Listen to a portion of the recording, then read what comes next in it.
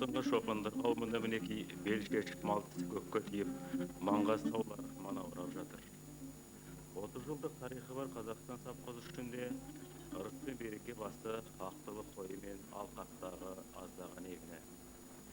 Бірақ тау аңғарында орналасқандықтан сол малға азық тауып беру мәселесі үнемі оңтайлы іске кедергі болып келе жатқан қиын түйін болып қалып отыр.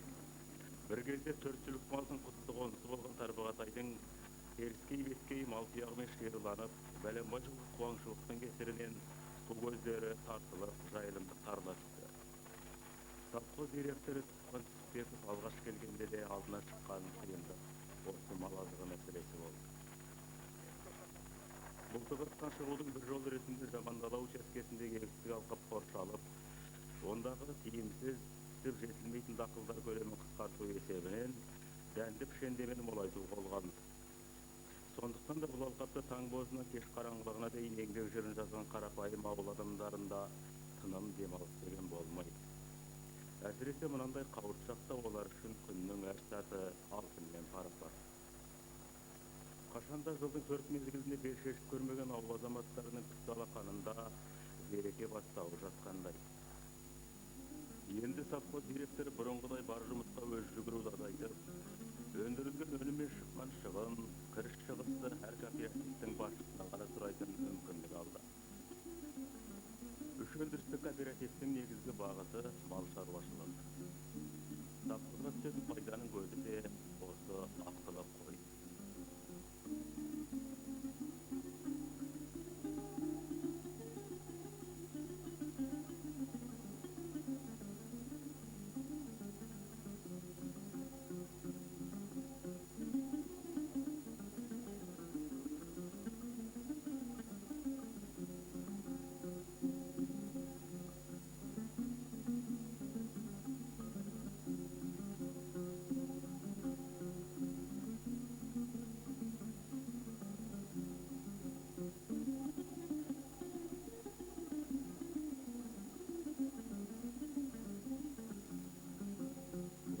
Учаскесін қоныстанып, тізе қоса мал баққан жас шопан Амантай Мұстафин мен бұдан 17 жыл бұрын демалысқа шықса да еңбектен қалмаған Сахари айлақты қалдың арасында ежелден келе жатқан еңбек эстафетасы жалғасын тапқандай.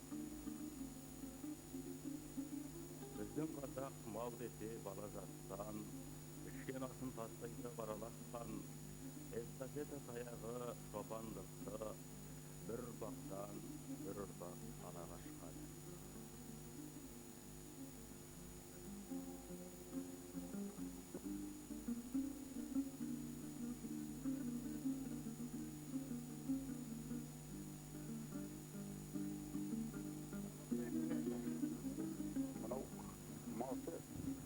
Еңбегінің ауылында, егінінде көріп жатқан азаматтардың бірі.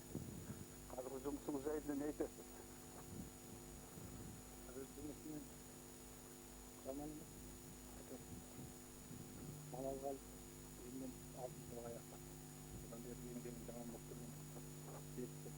Қойда қатарында.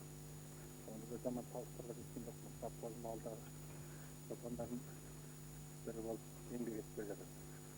Енді сол әкемнің ақтаяғын алып, одан тауық қоятарып 2 жыл болды баққанына. Былтырғы жыл көрсеткішім жаман болған жоқ, жүзінен жүрген қозы еді.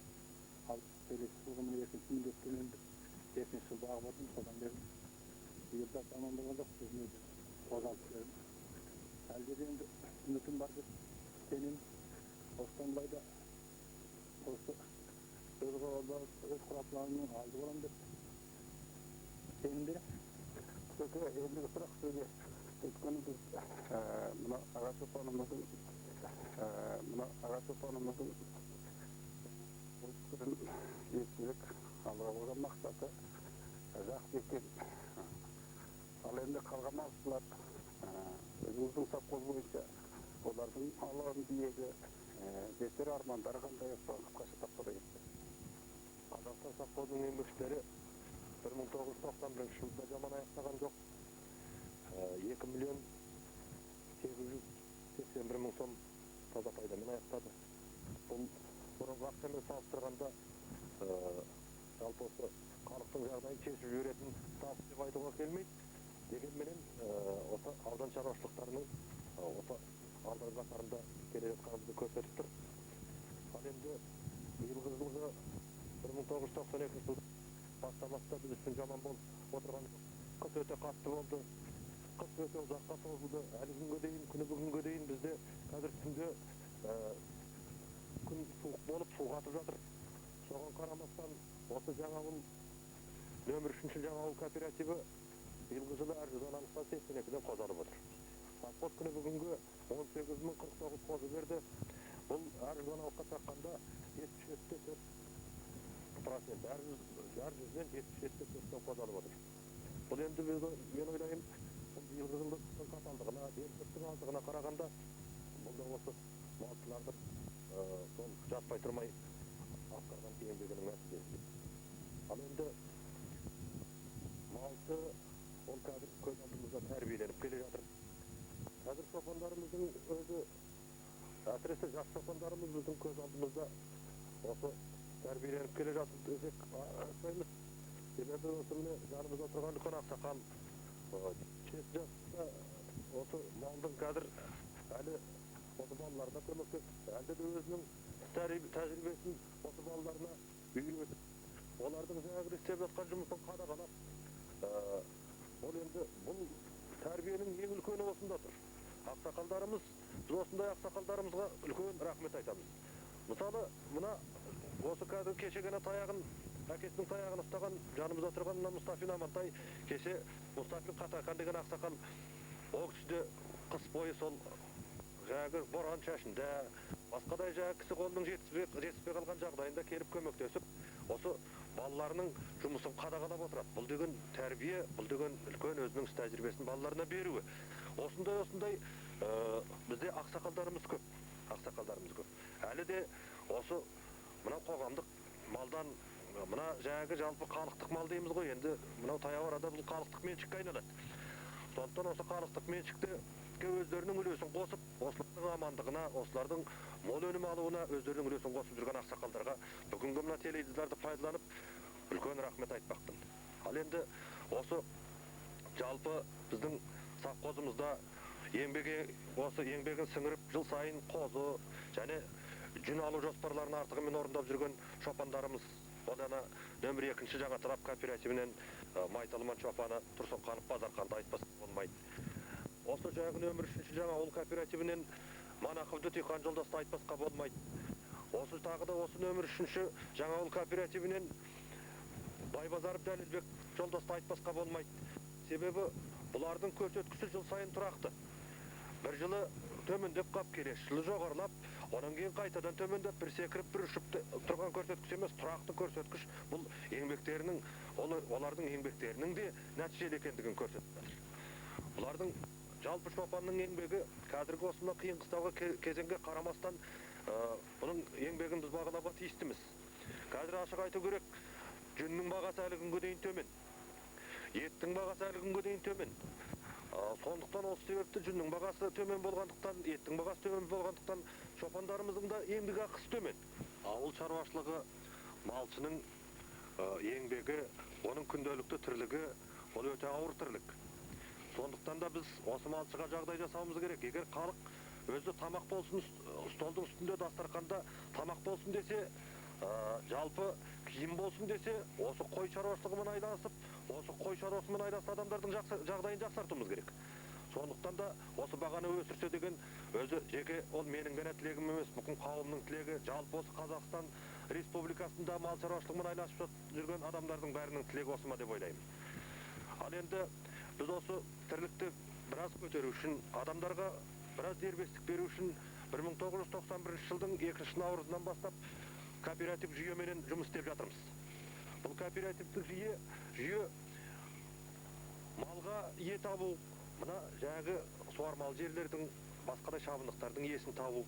Әсіресе мынау егіншілік, осы мына малдың бәрі егіншілік өркендесе, оның жаңағы малдың азығы егер көп тұратын болса, бұл малдың өнімі де соған байланысты екені анық.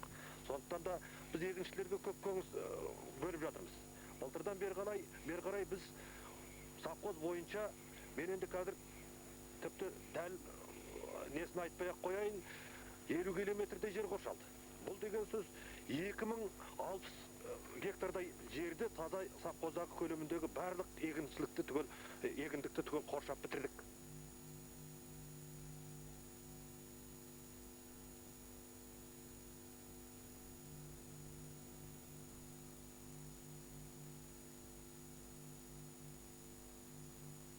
Жерді де таласып барып жатыр.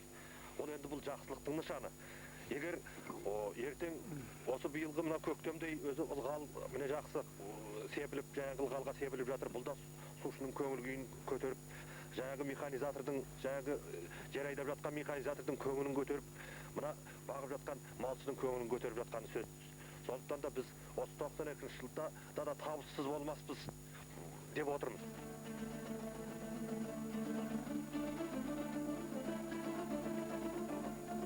Науқанның аяқталып, екіншісіне кірісер тұстағы осындай бір тыныстау сәтін салтанатқа айландырып жіберу ол өңірде дәстүрге айналған десе де болады. Мінеки майшуақ аралап бар әлемді күнде ерекше нұрланып сала берді. Үлкен той, ұлы жеңіс мерекесі жаңа ауылға да өз қуанышын ала келді.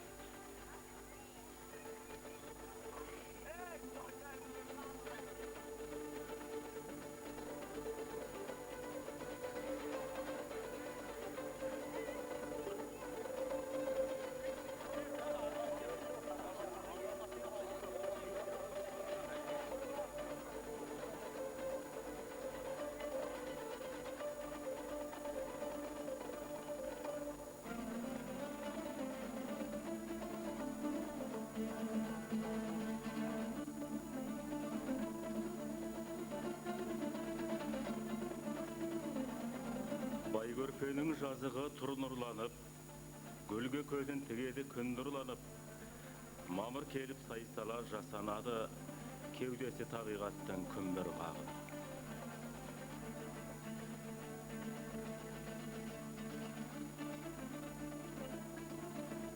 Ежелден жарыста тек совхоздан, Шіліктеме Қазақстаннан жиналған екі рул ел бұл жолы да бірлік пен ірілік танытты. Той қызығы бәсекесінде болғандықтан тұтқанда сыралғы досы Марат Жұмановтың жігіттерін бәйгемен аударыспаққа, қыз қуу мен көкпар тартуға, басқа да спорт түрлеріне арнайы шақырып.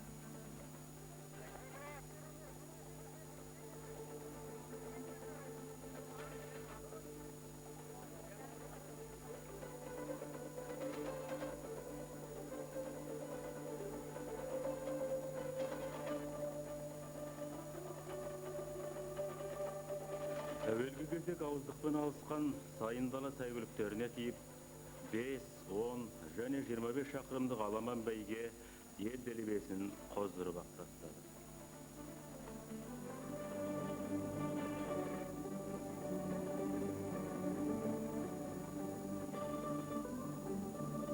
Алдына ат салмаған Шіліктінің ардагүреңдері алғашқы айналымда аршыннан қартқандай болды. Шоқпардай кекілі бар қамыс құлақ, қой мойынды қоян жақ бөкен қабақ, теке мұрын сал терін омыраулы, тояттаған бір күттей салықты үсті.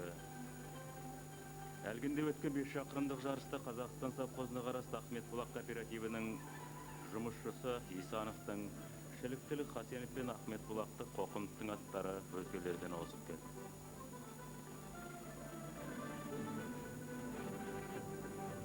Ал мынау әлгінде айтқан Марат Жұмановтың ардагүреңдері.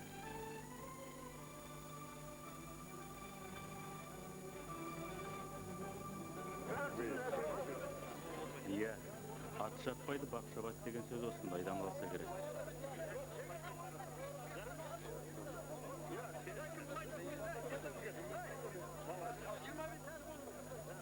Мұндайда Марат Жұмановтың да мерейінің өсіп қалары бар.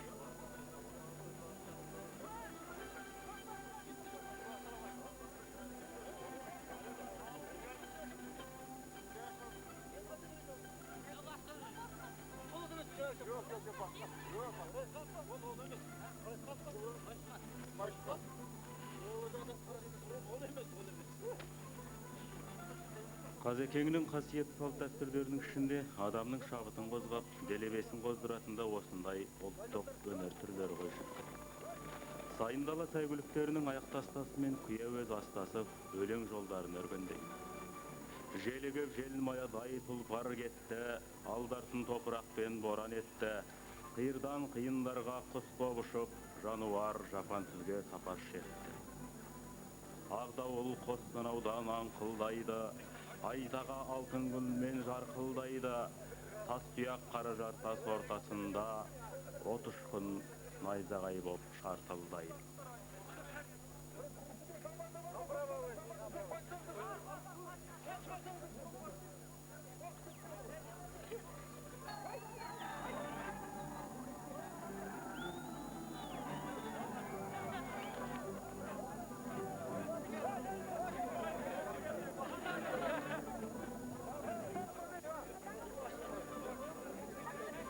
Шіркін қанымызға біткен ұлы қасиет намысымыз-ай. Өрелі өнерді әрдайым қастерлей білетін қосбасшы Тұтқан мен Мараттың мынау бір сөз шарпысы жарасып тұрмыз. Енді 11-12-ге де бітеді. Дайын ба, команда? Дайын ба? Дайын дейді. Бұл күнде өз республикамызды, елімізді қойып, кейбір шетелдерге де тарай бастаған ұлттық өнеріміздің бір керемет түрі көкпар тартуда жігері ұшқыр, тілі мықты Қазекеннің шабыт тосын үрлейді.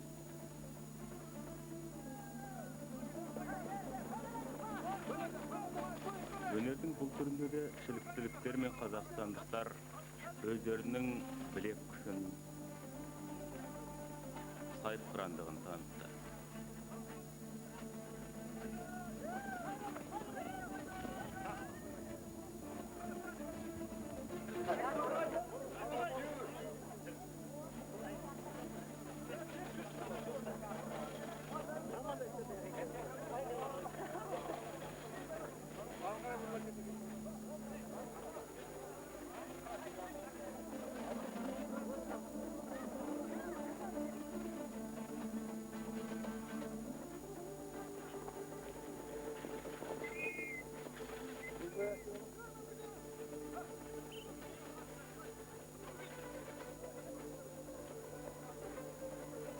Ал мына көріп отырғандарыңыз нағыз білек пен тақым күшін сынға салар ойын түрі аударыспақ.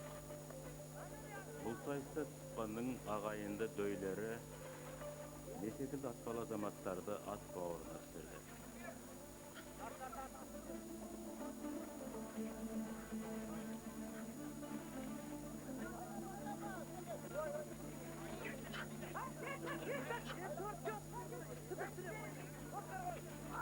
Осы ретте Мараттың да намысына шоқ түсіп қалған реті бар еді.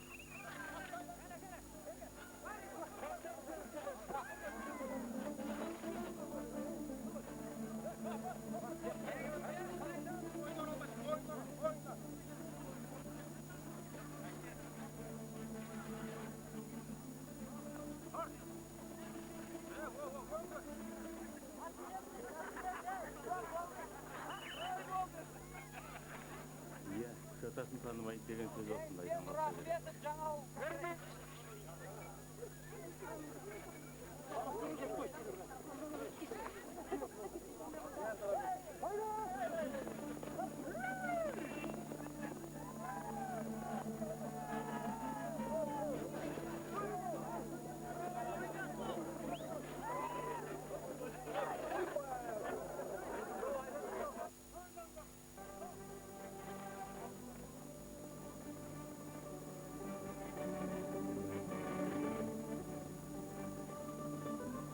Ал мынау тамашалап отырғандарыңыз бәйге өнерінің төресі 25 шақырымдық аламан бәйге.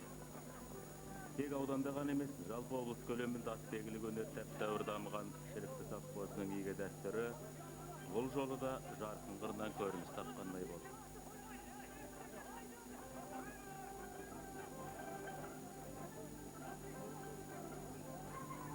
Мынау бір сайындала сәйгүліктер, шіліктілік, қара көреңдерді ауыздықтағын ақ киімді жігіттер сол ауылда.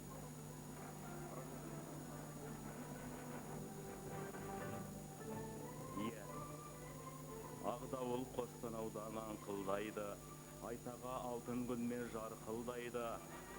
Тас тұяқ қаражар тас ортасында ұшқын найзағай боп сартылдайды.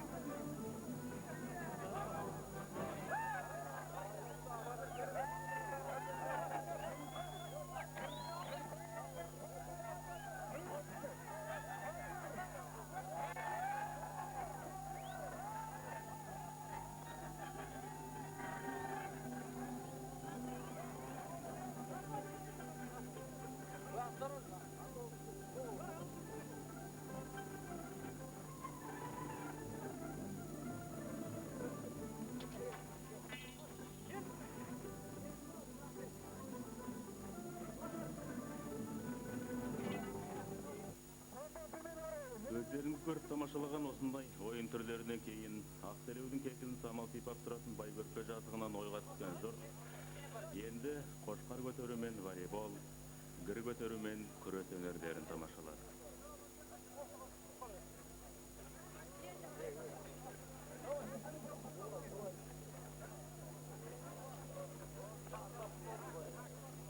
Әрине, той қызығы осындай думанымен әсерлі болса керек. Мұндай сәл салтанатта бойжеткен мен бозбаланың да өзара таныстығы жарасын тауып жатады.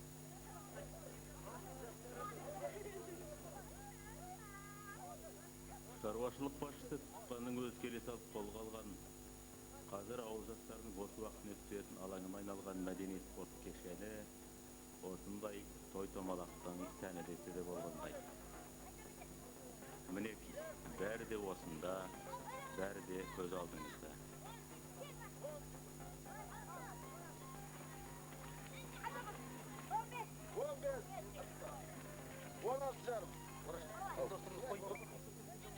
Мұндай спорт сайыстарының әсіресе жас өскін боз балаларға пайдасы көп.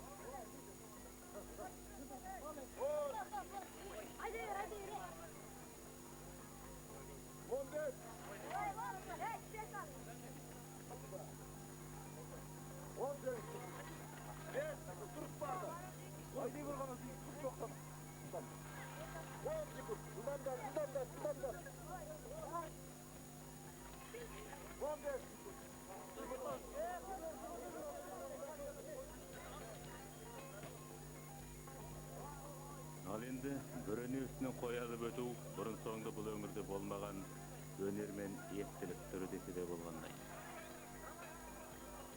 Қашанда халқының қас-қабағына қарап жүретін совхоз басшысы Тұтқан Түсіпбеков бұл жолы өз жігіттерінің және көршілес шіліктілік атпал азаматтардың естілігі мен білек күшін сынау мақсатында қой орнына сайысқа қошқар салып отыр.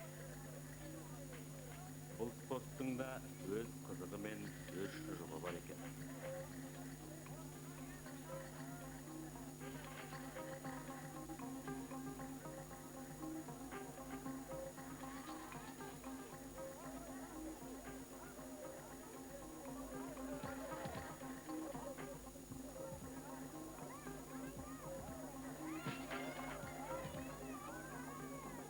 Ал осы қошқарды көтеріп соңғы нүктеге дейін кім жетсе, иығындағы мал сонысы.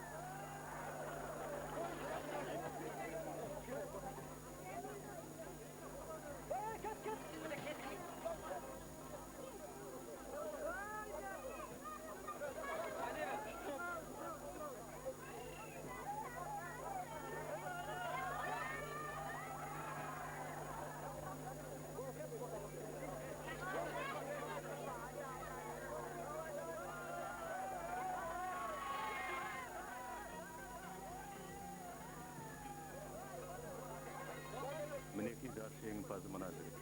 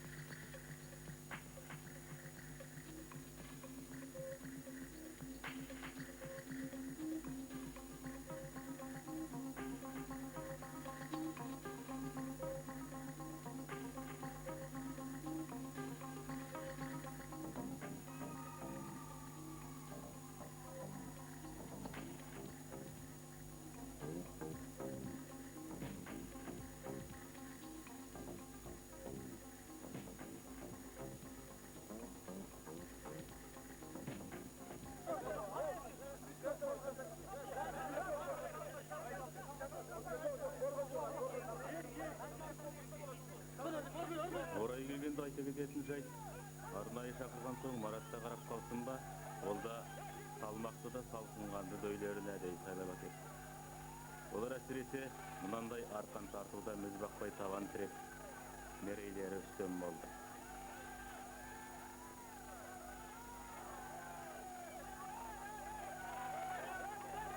Спорт болған соң, мұның да өз қызығы мен қызуы бар әрине.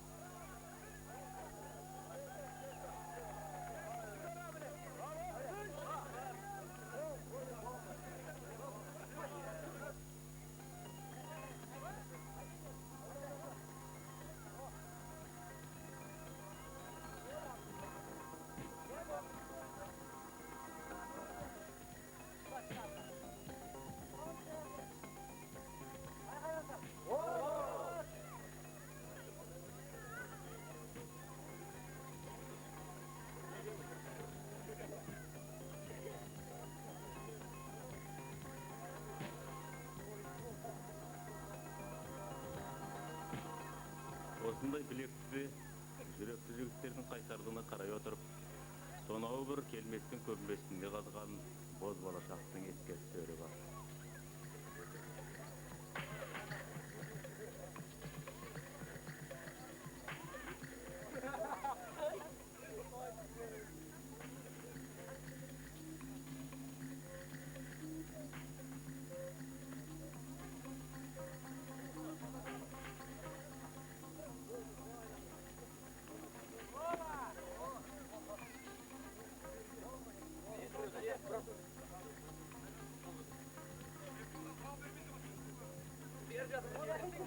Ал енді шаршы кілем үстіндегі мынау бір атпал азаматтардың өнер сайысында жаңа ауылдық жігіттердің мерейісі болды.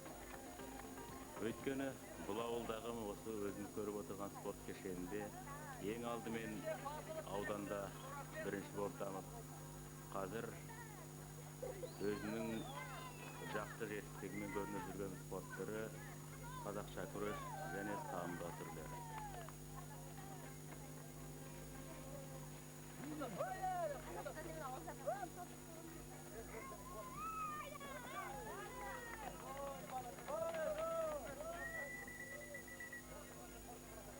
Испанның болашақ чемпиондары мен қажымұқандары да осылар болса керек.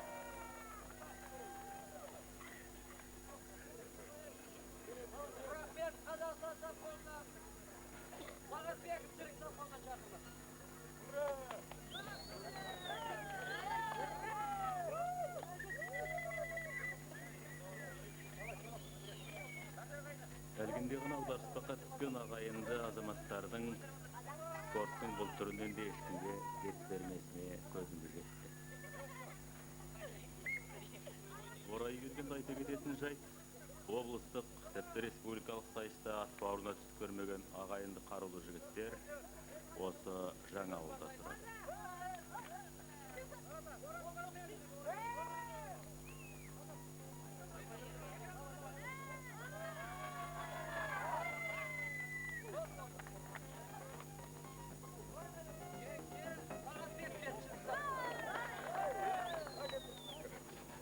Міне жарыстар да өтті.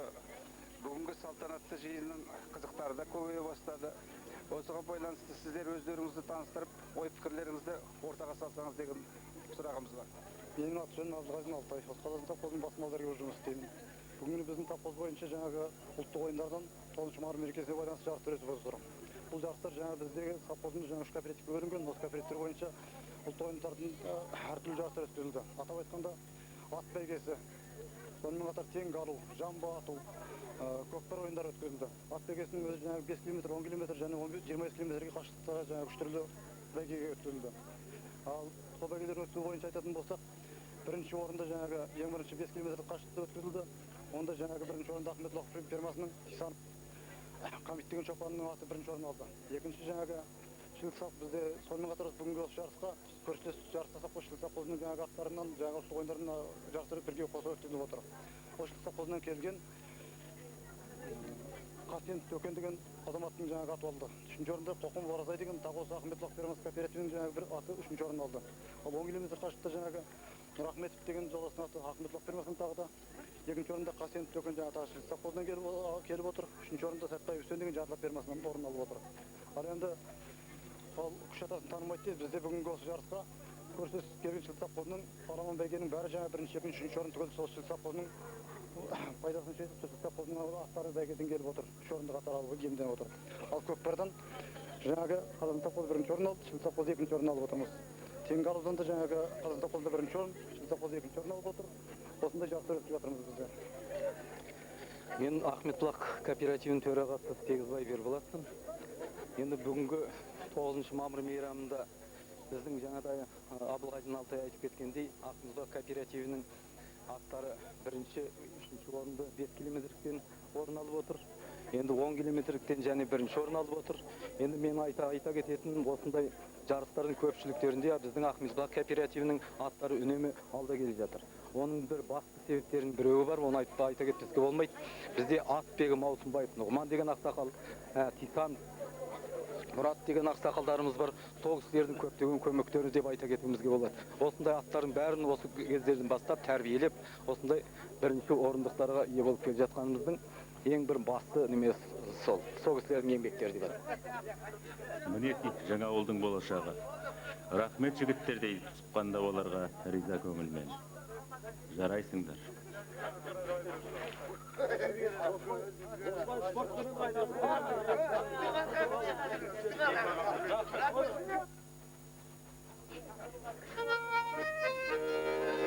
Жаңа ауылда дүрілдеп өткен бұл тойдың қызық қуанышын арттыра түскен ән мен күй кезегі болды. Шіліктілік өнерпаздардың тартынды концерті тойға келген тартуындай.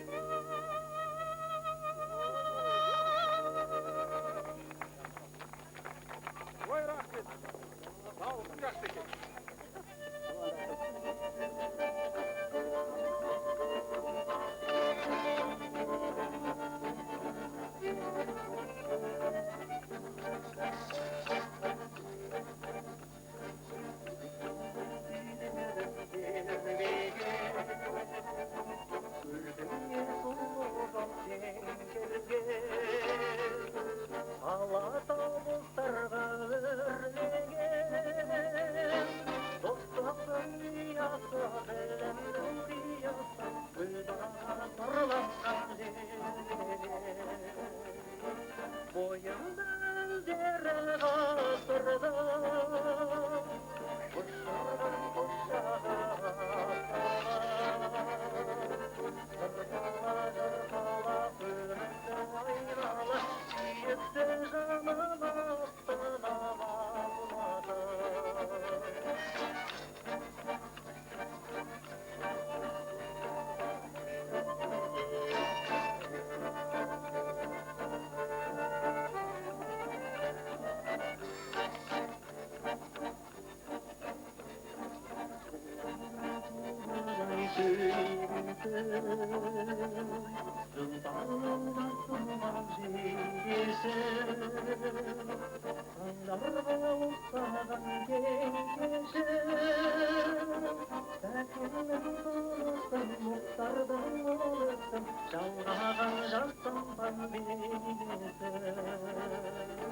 Boyundan dere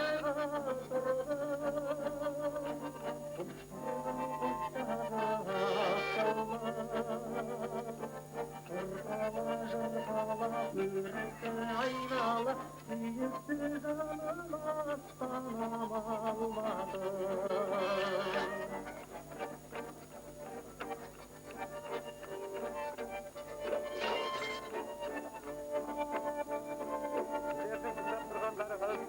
Жергілікті ақын Айгерім Жүрекбаеваның сөзіне жазылған жергілікті композитор Айша Есмұратовтың әні Алматым астанам орындап тұрған Елдос Мұнабаев.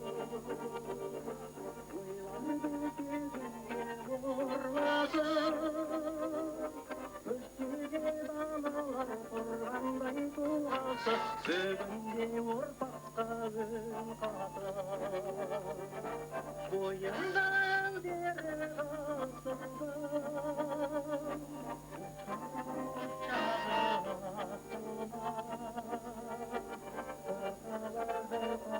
Көрікті айналы Сүйікті жаным астынан алмады Hırpala hırpala Körükte aynalı Siyekte canımı sanam almadı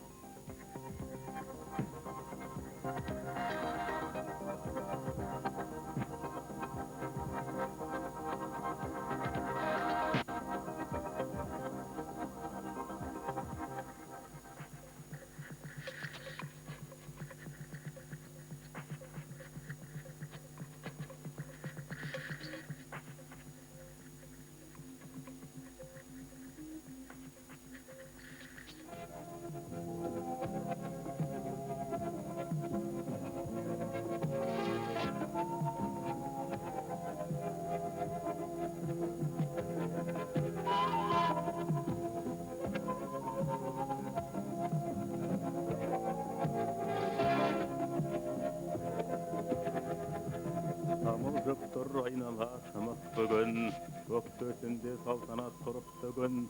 Табиғат жомарттықпен көңілдерге құяды шырын сәуле сынықтығын. Қараңызшы, бір тауды бір тау тұрар тұсы басып, қоңыр төбел жоталары йықты. Ал мөлдір бұлақ қалмалы өткен тау гүлдері де жаңа түскен келіндей жасанып алды.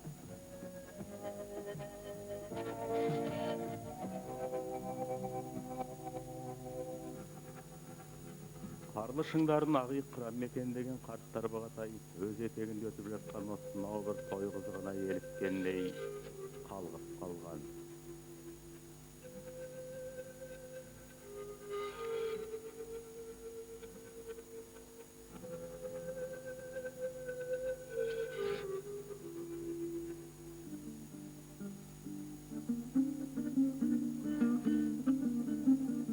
Тек осындай жиын тойда ғана емес, жалпы жақсы нышан жарқын істесе, мынау жатқан ауыл адамдары, яғни жаңа ауыл жұртшылығы ешқашан селқос қалған емес. Ал бүгінгі той соның бір айшықты көрінісінде ғана. Думаншыл, сауықшыл халықтың кең пейілінде күн райы да мінекей мейірімін төккендей. Ал мұндайда үй төгіп қазан көтеру ежелгі дәстүріміз десек, сол үйді бабына келтіріп тіге білуде үлкен өнер. Мінекей, үйде тігілді. Оның төріне халқымыздың дархан пейілінде қасиетті ағзат тартқан орын тегерен.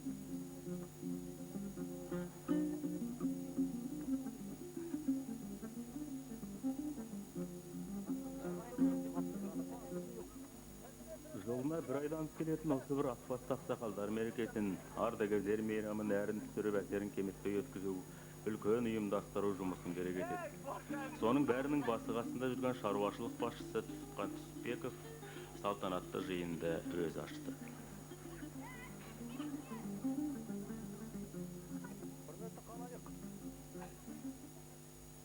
Бүгін 9 мамыр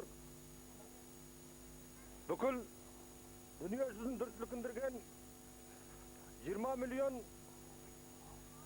адамынан айырылған Совет үкіметі қазір бүгінге дейін бүгін жоқ мемлекет. Осыдан 1945 жылы 9 мамырда бұл жаңағы үлкен дүниені дүрсілкіндірген соғыс осы Совет одағының жеңісімен аяқталғанын білесіздер.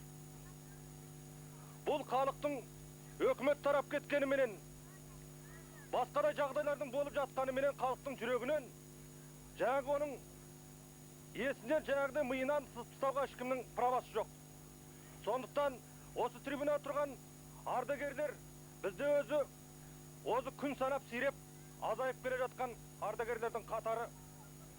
Бұлардың ойындағы осы жаңағы 4 жыл соғыстың зардабын күні бүгінге дейін тартып келе жатқандары айдан анық.